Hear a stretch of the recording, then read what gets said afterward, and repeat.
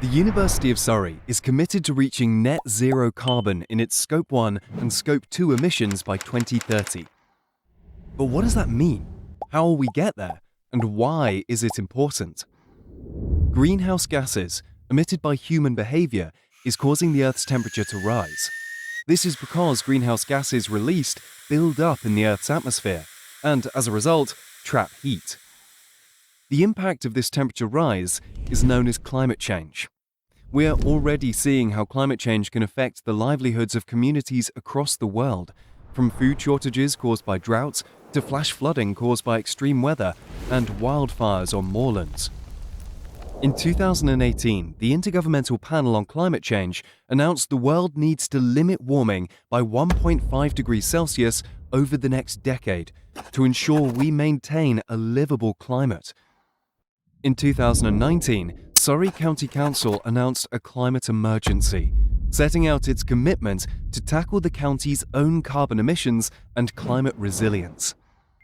As a major contributor to our local and global community, the university has a responsibility to lead the way in moving towards a net zero carbon future.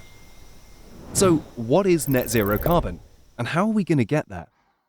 Net zero carbon means cutting the university's greenhouse gas emissions to as near to zero as possible. The emissions our university produces can be split into three different scopes. Scope 1 refers to direct emissions created at the university, for instance, heating our buildings. Scope 2 is our indirect emissions, including electricity bought from energy companies to power our buildings. Finally, Scope 3 emissions include the carbon emitted to make and transport the products we use, such as furniture, stationery, and food. It also includes business travel and commuting. For now, we are focused on getting our Scope 1 and Scope 2 emissions to net zero by 2030 and are working to set a separate target for Scope 3. To get to net zero, we have an 8-point plan. First up, utilizing our space. We want to use our spaces more effectively to reduce the amount of energy we need to light and heat our buildings. Efficient operational control. This involves implementing sensors to switch off equipment when not in use. We will also work closely with staff and students to make sure equipment is only turned on when in use. Energy efficiency investment. When we need to use energy, we want to use it efficiently. For instance, we are working to install LED lighting across our campus.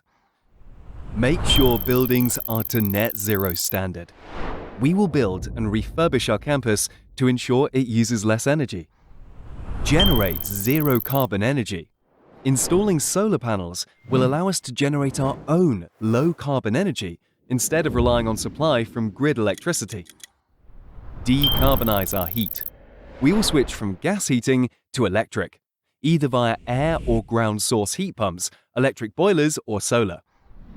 Buy low or zero carbon energy. We will purchase renewable and low carbon energy to run our campus. And finally, offset residual carbon. Any emissions we haven't been able to completely reduce will be offset via certified projects set up to remove greenhouse gases. Getting to net zero carbon won't be easy, but together, we will make the change. To find out more about our plan, visit www.surrey.ac.uk/sustainability.